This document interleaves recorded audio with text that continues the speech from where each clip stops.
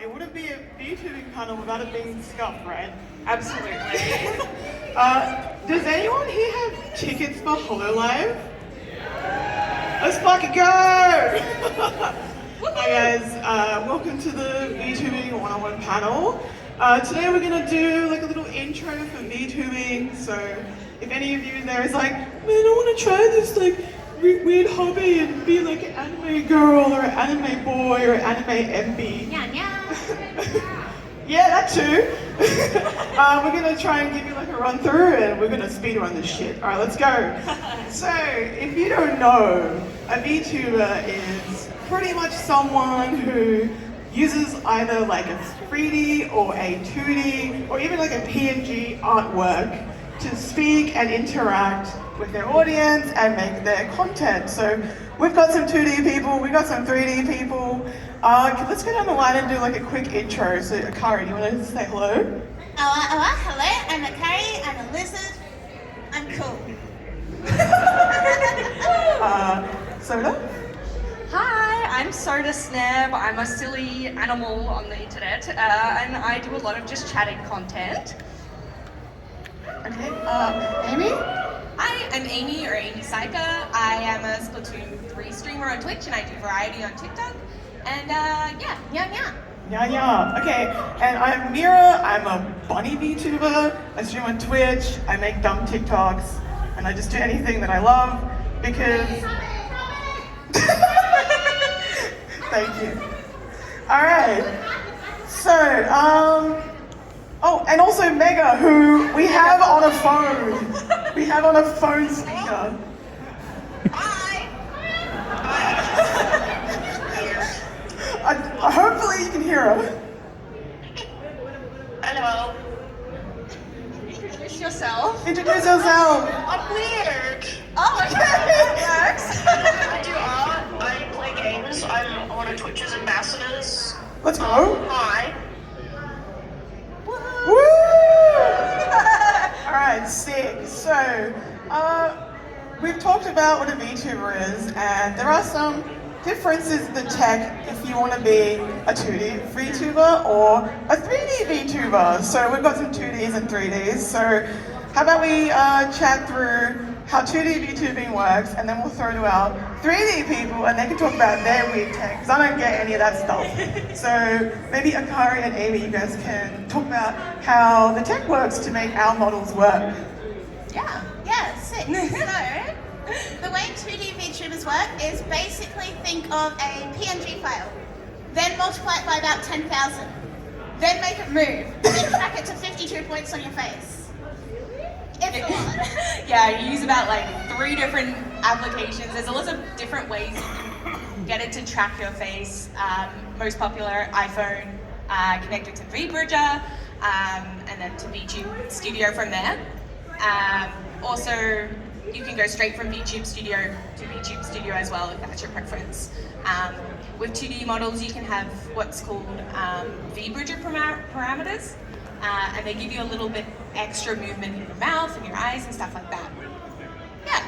So have either of you ever done like any rigging work? Because I have not, so I am not wise to the ways of how riggers do their magic, but maybe we can talk through what that is. Hey, let's go! True. I've done a little bit of Live 2D is the program it's called, and it's very involved. When you're creating the files to go into VTube, not VTube Studio, the Live 2D, you need to separate every layer you want to move. So it's a lot of, it's very involved art. It's not just regular kind of PNGs, which is a whole nother thing. Yeah, I'd also like to say with 2D VTubing, there's the art side and then there's the rigging side. So you have to get all the art done first, and then, as Seb said, separated, and then it goes into like 2D, and they mesh out all the little individual bits. So all the little bits you see moving, all individually checked, like tracked and put separate parameters on. Yeah. Yeah, I've looked at the Photoshop file for my model and I was amazed because there's like a billion layers.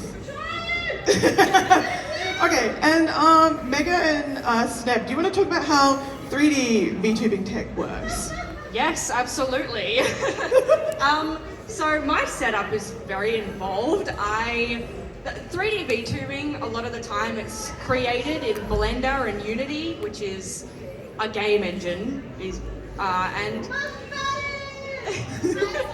and you can pretty much do a lot of kind of different things with 3D. There's many more kinds of programs out there you can use for 3D, particularly some of the popular ones are VC Face, VTube Studio, Warudo is another one, and virtual motion capture. So that's a few of those. And Mega also is 3D, but not today. Not today. You guys do. Normally am. Oh, sorry, let Mega talk. Go ahead, Mega. Mega, do we have any wise words about 3D?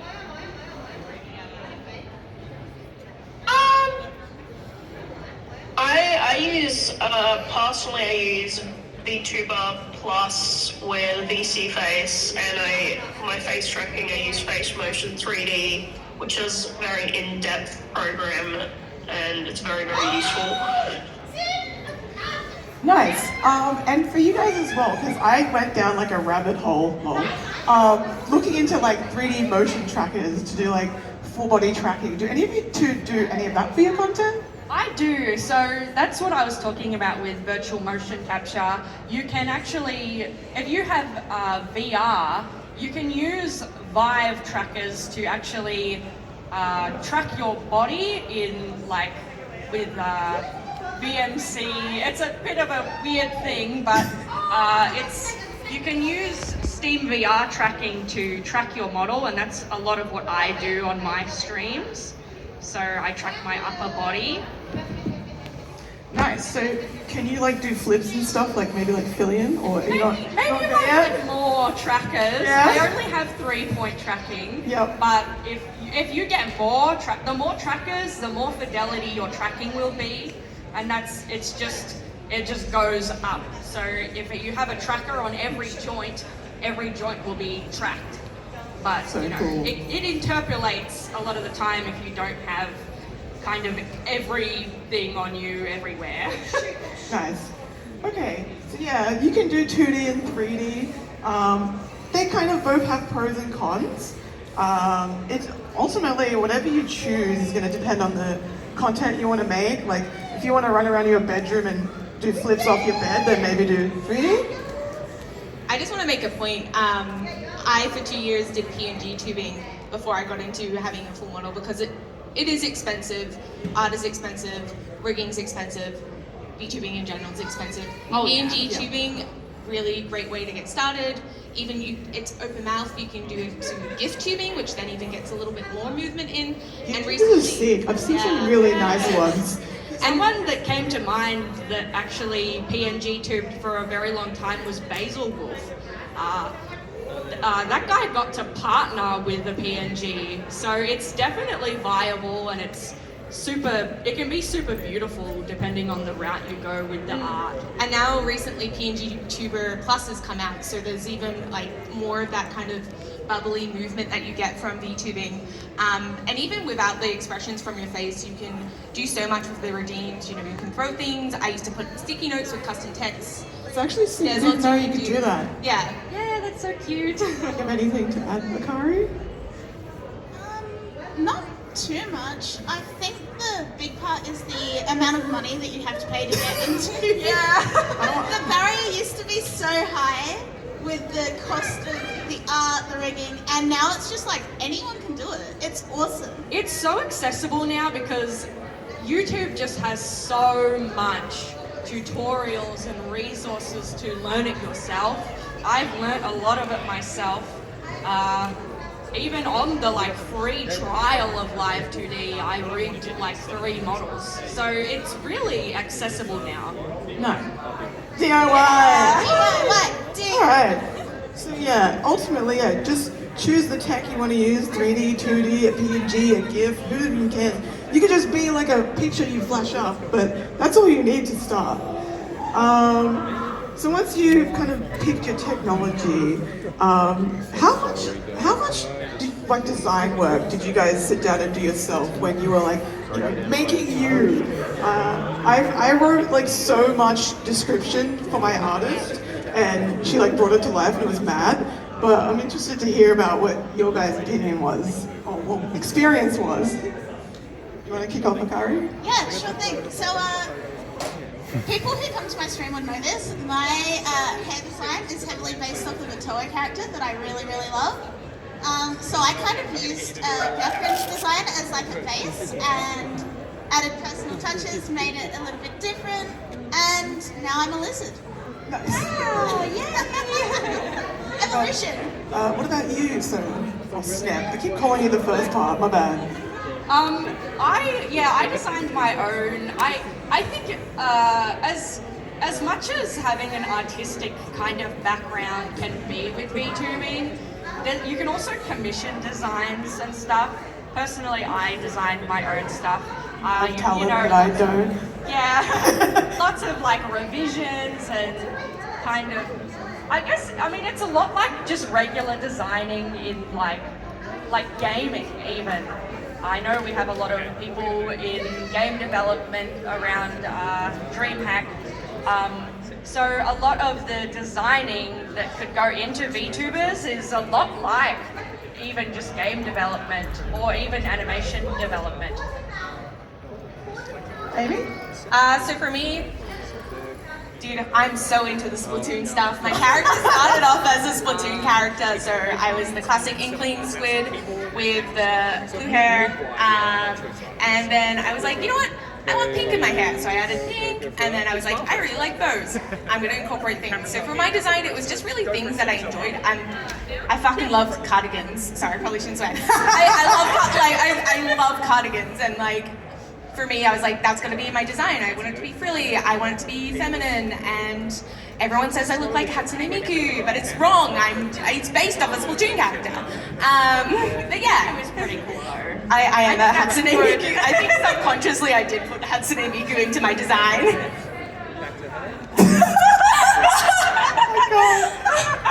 That's a best. Wow, that's interesting. How about you, Mega? How about your design for your character? I really like cats, so I wanted to be a cat. My favorite color is purple. Taste. My hairstyle is just based off my Pharrell hairstyle, so I wanted to do stuff with that, and I love stars, so I incorporated a bunch of stars into like my outfit and everything. Nice. Yeah, I think that's really like, because with designing your character, ultimately it is how you are representing yourself. You can make it as close to you in real life as you want, or you can even branch out and have something completely different. You know, there's lots and lots of ways you can design it to, and it's like, you know, it's like Amy with just kind of adding things you enjoy into the design and making it work like that, and just Because I was a doing it by ear. VTuber, it was just super cheap for me to just continually like change my design and just change little bits every time and get to where I am now. And I'm also cooking up a redesign. Same. What do we know? It's on the horizon. I'm like, yes, I like my current model, and then the gears in your brain start turning. You're like, but what? But what if I was in a spacesuit? Yeah. Okay, nice. And it sounds like, I think aside from maybe Sneb and Mega, everybody else on the panel worked with an artist to get the model. I think you're the only one who maybe did yours yourself, Mega?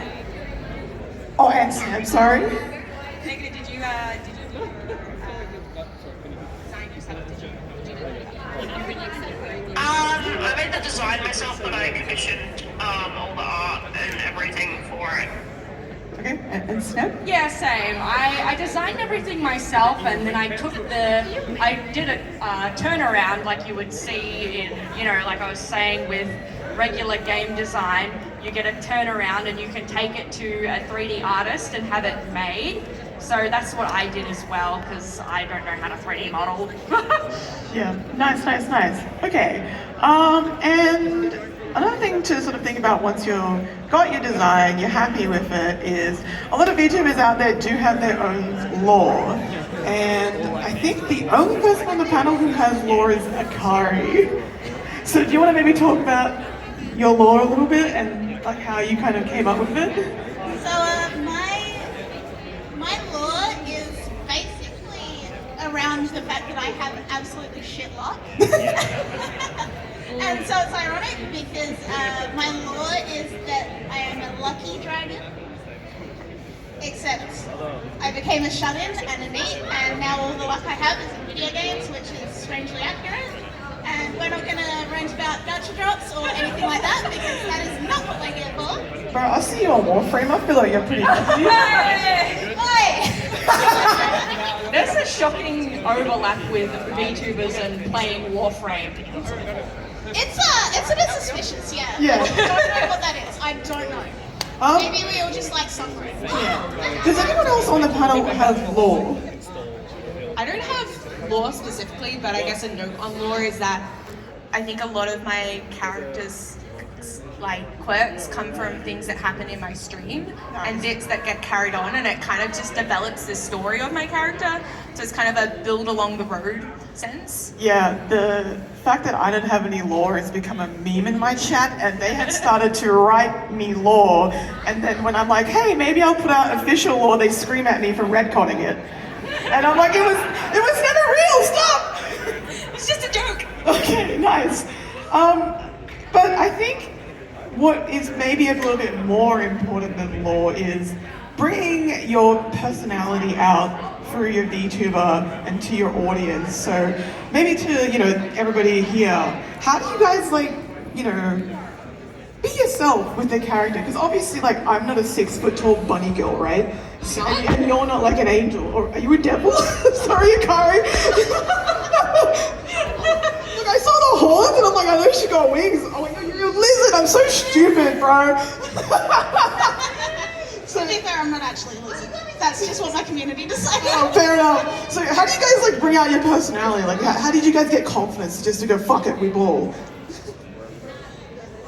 Well, for me at least, I think having a VTuber model, me personally, it can be pretty daunting to be in front of a crowd, which is kind of ironic, but I think it's really interesting what a VTuber model can do, because you can really embrace yourself without kind of the idea that people are gonna judge you, because they can direct their judgment to your character, and when you go offline, you can, you're not that now when you leave. So it's that's how it is kind of for me at least, because it can give a degree of separation from content creation and then my real normal life. Yeah, you're not going down to the, your local Coles and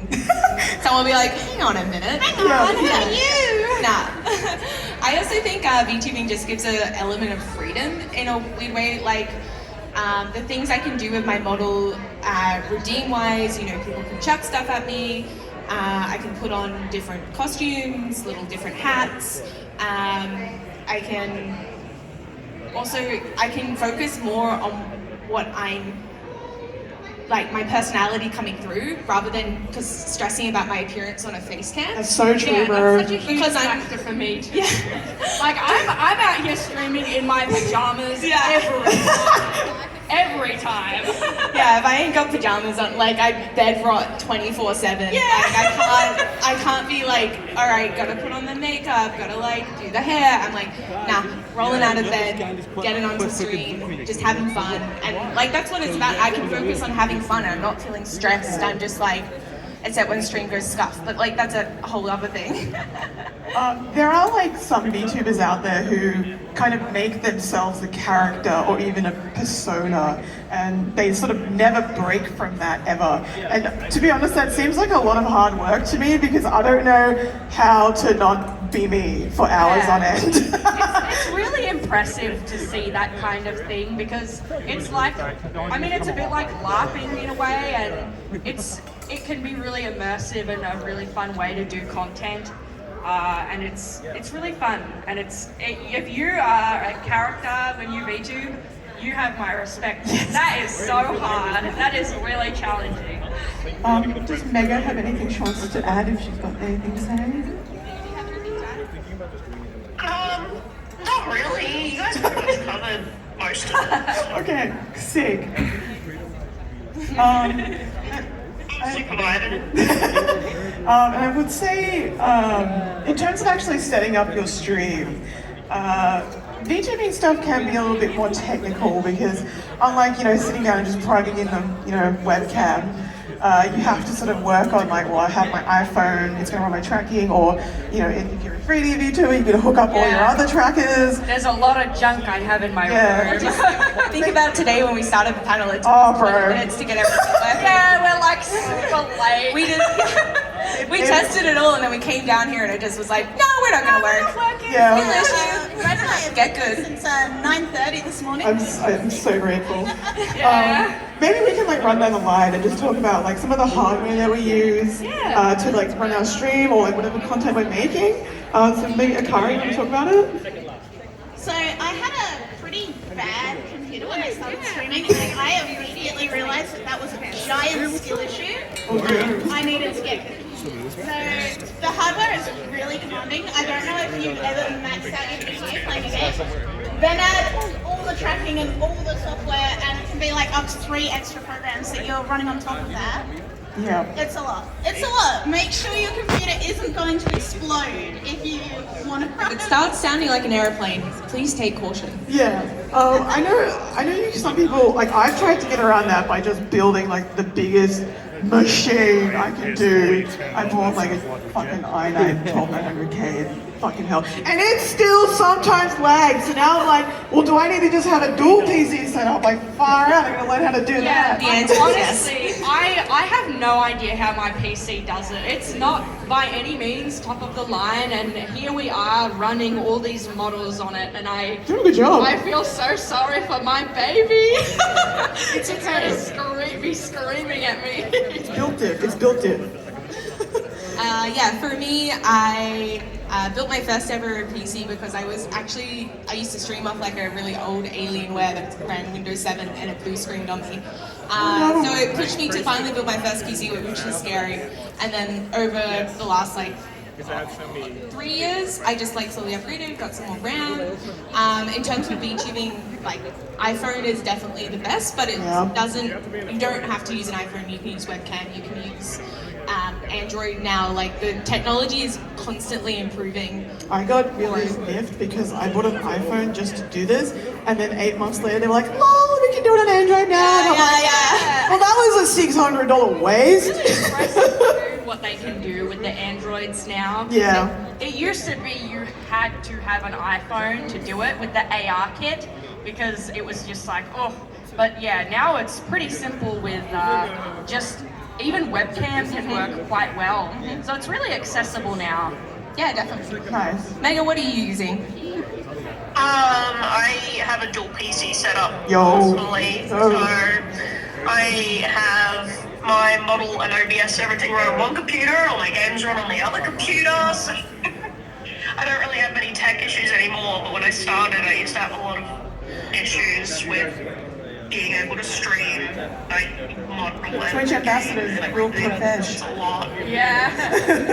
I mean, streaming for anyone just always comes with issues, and you just have to experiment and work out what works and what doesn't, and sometimes it'll work one day and it won't the next. Yeah. That's just streaming. Yeah, it really does be I'm always so scared when there's an update for OBS. I'm like, oh no! Which plugin's gonna break today? I think we can do a couple Q&A questions from the audience before we wrap up and get thrown out.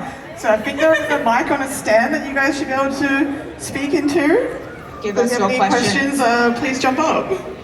Give us the questions. Do it. Do it. Just do it. Do it. And they can be silly questions too. They don't have to be serious. Hello, Hi. Hi. What's your name? Astorius. Guys. what are your thoughts on pre-debut VTubers versus just jumping in straight into it? Can I answer? Yeah, go ahead. I think pre-made VTubers, as long as the model has been cited for that use and the creators are all happy for it, I think it's completely fine. I think it's a great way to get into it and practice and look what you want to do, see if this is what you want to do, because you don't want to, it's like streaming in general. You don't want to jump in and buy all the best gear and then realize 3 months down the line, oh, I actually don't enjoy streaming and you've wasted all that money. So I think, again, pre-made, really good idea. And same with PGs. Yeah. Maybe do you have anything to add? What was the question? Sorry. Oh shit, we should have everything. Megan, I love pre-made models. I've watched like so many people that have pre-made models. I love them. It's such a good way to get into VTubing. Yeah. They're very handy and super nice that people have gone out of their way to make pre-made models for people to use to get into VTubing. also on that note, adoptables. If you're like stuck and like, I don't know how to make a design, I don't know where to start, adoptables are also a really great resource. VGen, great artist marketplace. I get all my ideas from Pinterest. I'm the Pinterest girly. Yeah.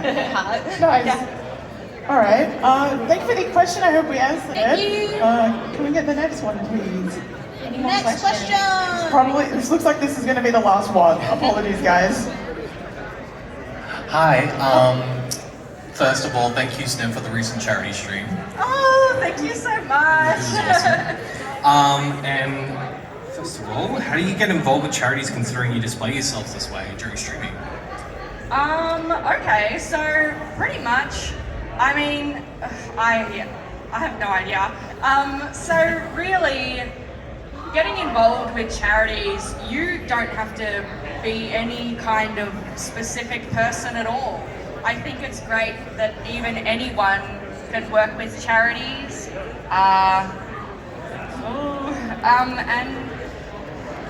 yeah, I don't know, it's kind of hard to answer because I kind of just wing it. Yeah, I think reaching out as well, like there's tons of places, you see what other streamers are doing as well, and you go, oh, I really want to do that, how do you get involved? And it's just, my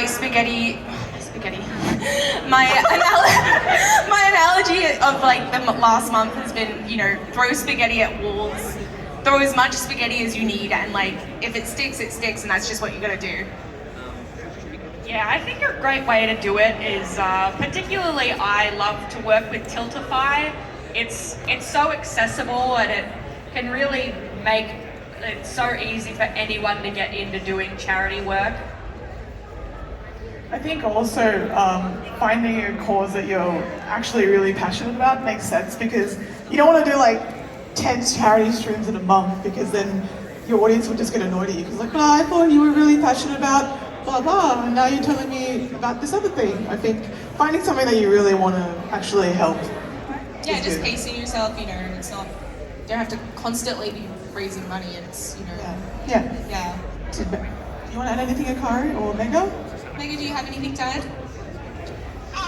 No, not really. I like raising money for charity. I generally end up joining in on other people's events and stuff, but generally through Tiltify and everything's very useful. All right. Do we have time for one more question? I more? think that was the last one. Okay, One no, more. we can't do another one. No, one more? One more question. Okay, one more. They're telling us we can. Can we or not? Apparently we're getting kicked off. Are we? I see a finger with a thumb. Yeah, one more. Okay, stop saying yes. All right, sure, one more. Hi, I'm Phoenix. With being a VTuber, how do you prevent like accidentally turning on a webcam or something? Don't plug it in. No, yeah. Do not plug it in. That's a Don't fair have point. it. Yeah. If you don't want to show something accidentally, don't open it, don't plug it in, and that's the best way. Just like not have any of those kinds of sources in like OBS. Yeah. Like, because it won't capture if you don't have it. I never capture my desktop. As safe as I am, you know, you never know if you accidentally open an email or something and then it's like, oh God. Or a notification pops up and it's, you know, family texting you. Generally, just don't share your desktop to OBS. How do you do that? Well, within OBS, there's sources. It's kind of an at-level question, but yeah. That might be a bit too long for us to get into, but Google is your friend. Google is your friend. You can come find me after. I'm wearing black sweater, black skirt. I'm happy to answer some more questions. All right, thank you guys for coming. And Thank you all so yeah, that's it. much.